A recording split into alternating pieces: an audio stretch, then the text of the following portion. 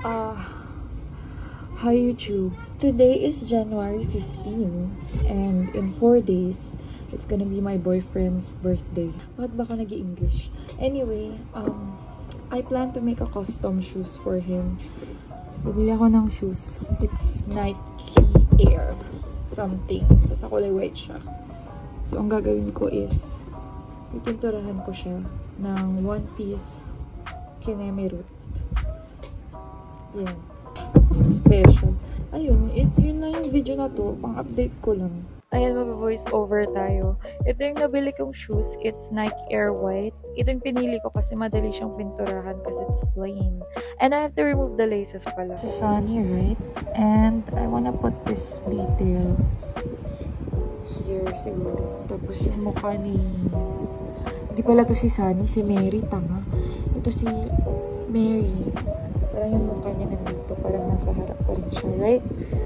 Ganyan. Ang problema ko lang, kasi gusto ko lagyan ng Luffy dito.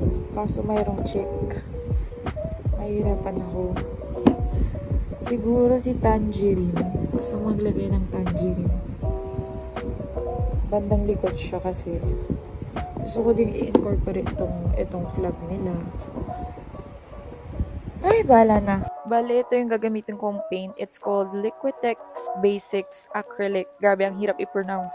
Pero yeah, nung una gumamit ako ng masking tape para hindi lumagpas yung paint ko. Pero sa una lang yan kasi masyado siyang marama. Ano ba yung Tagalog ng marama? Maano siya, matagal. So yung theme ko is magmukha siyang ship talaga. Like, parang yung vibe nung Mary at saka nung Sunny. Yun yung i-achieve ko dito. So, in-incorporate ko yung parang major, parang major details nung ship. Like in this one, nilagay ko yung parang flag. Ano bang tawag dun? Flag ba yun? Yung nasa Mary siya, if you watch One Piece, you notice this flag. It's the red and dirty white something.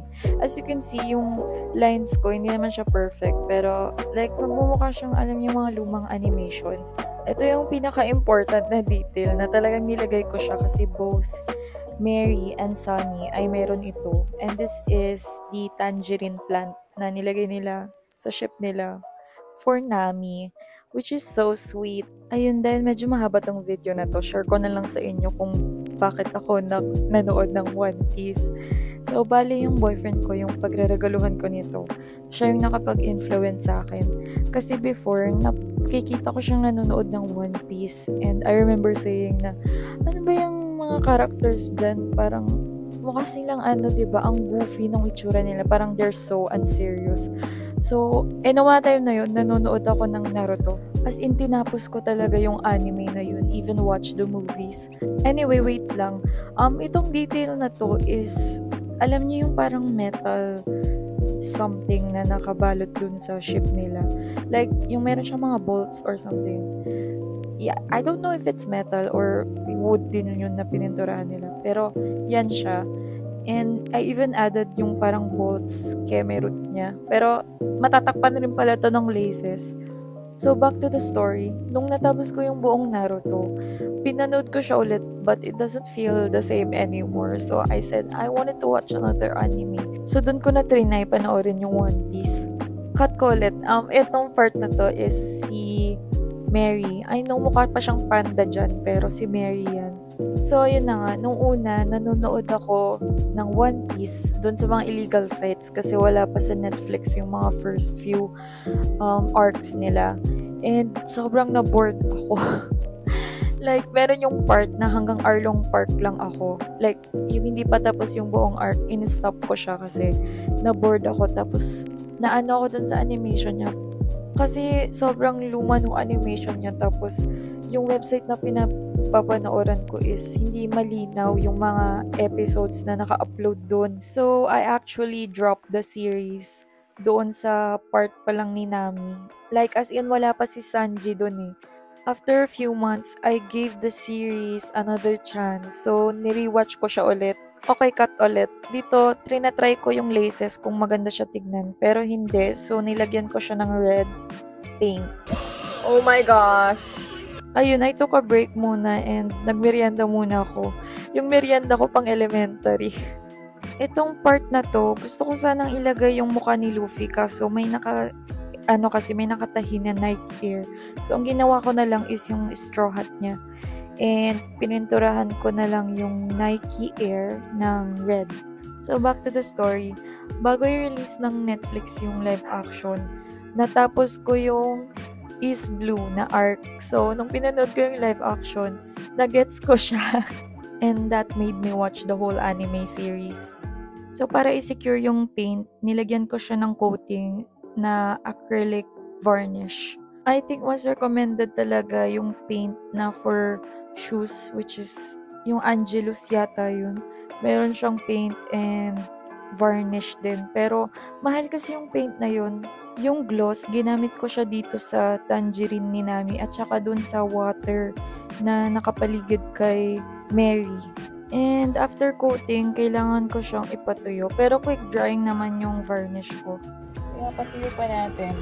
Ito yung binili kong laces. Talagang ganyan yung design na binili ko kasi gusto ko magmukha siyang lubid. Kasi nga yung theme natin is ships. Bumili rin ako nitong one piece na keychain na para siyang steering wheel. Pero yung pendant lang talaga yung kailangan ko. Trinay ko siyang ilagay sa iba't ibang part ng shoes. Pero ang pinili ko is itong nasa pinakataas. Sana all. Di sana all. Hi! It's the second day. It's day 2. And ito na yung kagabi. Natapos ko yung isa kagabi. Ziva! Video natin ang maayos pagkatapos nitong buong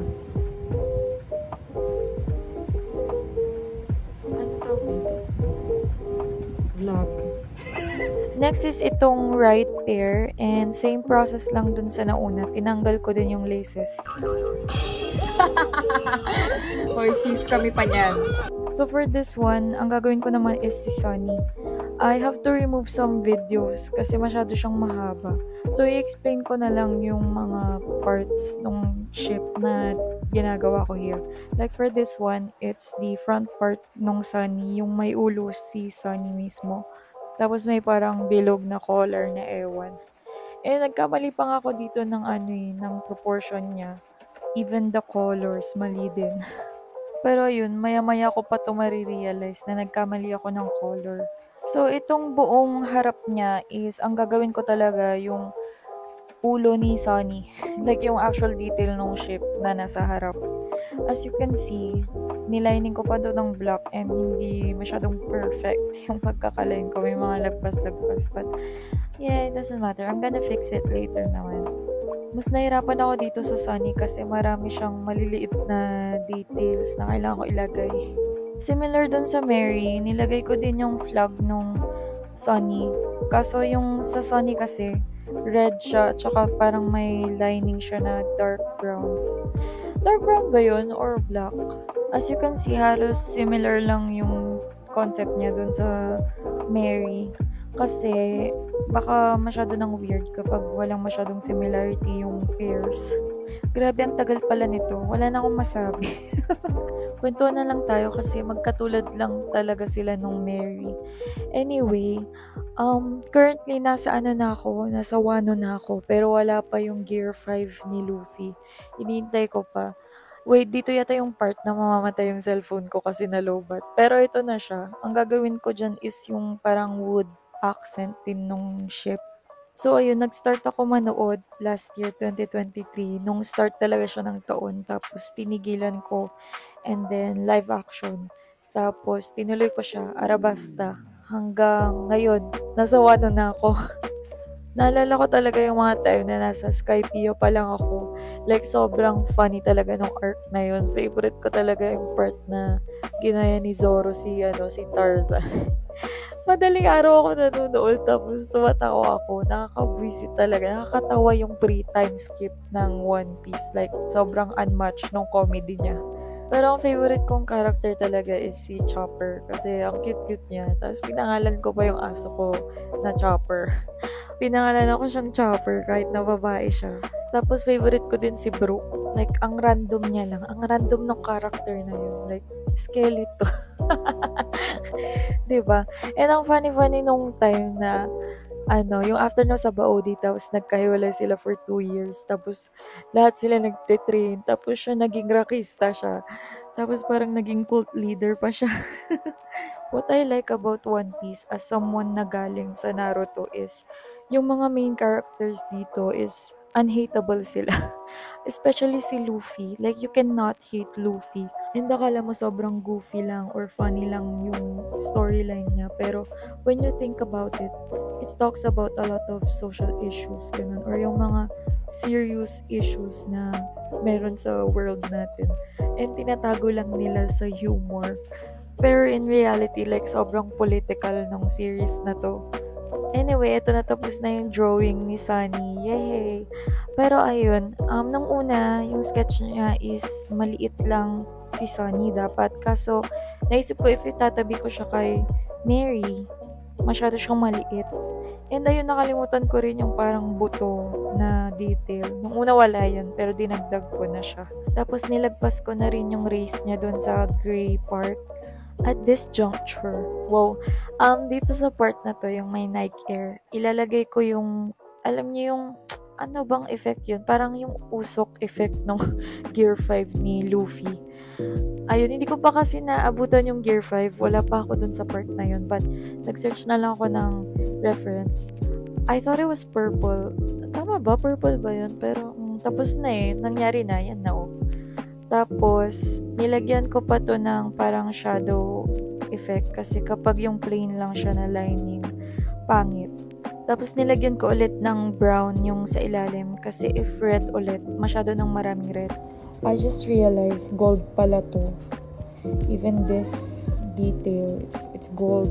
So, yun, papalitan ko siya. So, pinatungan ko ng gold yung yellow.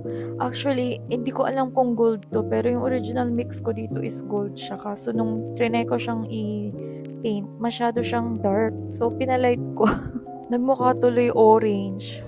Mas maganda siya nung yellow pa siya. Siyempre, i-varnish din natin to. And same process lang dun sa nauna. I use matte and gloss. And kung interested kayo dun sa mga art materials na ginamit ko for this, ilalagay ko na lang lahat sa description box. I also added my signature/logo. Pero ewan ko kung mapapansin niya yan. Actually, susulat ko pa nga sana yung name ko dun sa gilid. Like Marine. Ganun. Pero wag na. Baka ma-obsess siya sa akin. Wow! Pero ito na, patapos na siya. Akala ko matatagalan akong gawin to. Kaya nag-start ako 4 days prior. Pero, natapos ko siya ng, tig-isang araw. Diba? Ganun ako kagaling. Char, I'm so happy na nagawa ko yung concept na na-imagine ko. I hope he likes it. Kasi if not,